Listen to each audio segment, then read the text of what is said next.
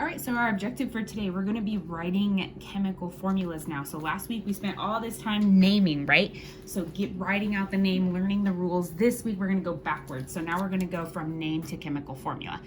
And remember, just an example, a chemical formula is like H2O. Remember, it has the chemical symbol and the subscript and all of that. So first things first. These are the 3 steps. It's pretty straightforward, okay? And I want you to pause this video if you ever get confused because you need to pay close attention here, okay? So, number 1, find what is called the oxidation number. And yes, oxidation number has an actual definition, but for right now, I just want you to think of it as the charge, okay, of each ion. Because remember, ions have charges, remember, because of that imbalance of electrons. So, on your periodic tables, if you have it online, go ahead and add this to your online periodic table. But if you are in person with me, I definitely, or if you have a printout of this, I definitely want you to add the following charges to your periodic table. So just like we find valence electrons, we look at the A groups, right? And we look at each group, and if the element is in that group, that's how many valence electrons it has. Same goes for the oxidation number or the charges. So group 1 has a +1 charge. Group 2 has a +2 charge. And then we skip over the transition metals, just like valence electrons. This has a +3. Carbon or group 4 has a +4 or a -4. You usually don't see those used as much, but however. And then it goes backwards from here. It goes -3, -2, -1, and we ignore the noble gases, okay? So, I realize these have circles and these don't, so let's fix that. So, +3, and then we'll do this here. Okay, so if it's in that group, that's the charge it has. So if I said, guys, what's the oxidation number or the charge of sulfur, you would say -2, -2. Okay, so that's what you're gonna do for this here. So what if I have sodium and chlorine, my typical ionic compound examples? So you're gonna look at your periodic table. Sodium, Na, is in group 1, so it has a +1 charge, +1, and then chlorine is way over here, group 17, has a -1 charge. So done, first step done. Then step 2, make your charges your superscript. So what's a superscript? If subscripts are the little numbers, what do you think superscripts are? They're the exponents, so the ones that go on top, the little numbers that go on the top part, okay? So we're going to make sodium, which has a +1 charge, we're gonna make that +1 charge a superscript. And the same goes with chlorine. Make that -1 charge a superscript. Now, this is the fun part. So you are going to crisscross your charges so that they become your subscripts. So your superscripts are going to become your subscripts, and we crisscross, and you'll see what I mean by that in a second. Also, key point here is that, well, let me tell you that after I do this. So this is currently what we have, right? So we have sodium +1 and we have chlorine -1. So you're going to crisscross them. So what's going to happen is that this one is going to become the subscript of sodium, and this one is going to become the subscript of chlorine. Now, Miss A, why did these lose their charges? That's where everybody gets confused. So remember that subscripts do not have charges. That's the reasoning. So yes, even though you see a positive or a negative next to it, we don't write the charges once it becomes the subscript, the little number, right? Because what does this tell us again? So what does the 2 in H2O tell me? It tells me how many hydrogens I have, right? It's not a charge. So that's why it loses its charge.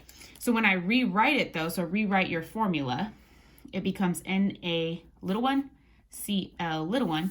But in chemistry, when there's only one of them, guys, you don't need to write that one. So that's the reason why NaCl, like the formula, doesn't have any subscript, because they each have a +1 and a -1 charge. They cancel out, right? So that's what you're going to be practicing today. But let me show you a few more examples. If that was like, what the heck just happened, just stay with me. Do these examples and it becomes easier, I promise, okay? So we have magnesium bromide. So first things first, magnesium, let's look on the periodic table. So magnesium is right here. The chemical symbol is Mg. And then look for, even though there's no bromide, remember when we named it, we had to change that ending to IDE. So now we're going backwards. I know that bromide is actually bromine. And I'll take a picture. I made a chart in class, guys. So for onliners, I'll take a picture of that and send it to you guys so that you have that down. So I know that's actually bromine. So I'm going to look at the periodic table and be like, oh, okay, bromine is Br. So we have Br. Same thing, find your charges. So Mg has a +2 charge. Br has a -1 charge. So Mg has a +2, Br has a -1. Now, +2 and -1 do not cancel out, meaning they do not equal 0, right? So 2 minus 1 does not equal 0. So we're going to crisscross these. This 2 is going to become the subscript of bromine, and this one is going to become the subscript of magnesium. Crisscross. And then when you rewrite it, it becomes Mg1Br2, but we don't have to write the 1, so what's my formula? MgBr2. And done. That's it. So if you want to see a few more examples, barium phosphide. So barium, Ba, and then phosphide. Again, if I'm going backwards, this is actually phosphorus, right? Because we changed that ending, so this is P. Then I'm going to look at my periodic table for the charges. Ba is in group 2, so it has a +2 charge. And then phosphorus is in group 15, so it has a -3 charge. So barium has a +2. Phosphorus has a -3, we just said. These two do not cancel out, so we are crisscrossing. So this 2 is going to become the subscript of the P, and this 3 is going to become the subscript of Ba. So now rewrite it. When I rewrite it, it becomes Ba3, P2, and done. Lastly, cesium. So I'm going to look at my periodic table and look for wherever cesium is. And guys, these are ionic. So whenever you're like, I'm struggling, miss, at finding these on a periodic table, remember that the first one has to be on the left side because the first one's a metal, right? Because the first one's a metal and this is a non-metal. So if that helps you, so cesium has to be on the left side. So cesium is Cs. And then I'm going to look for nitride, which backwards is nitrogen, right? So go back, find nitrogen, -3. So this is N.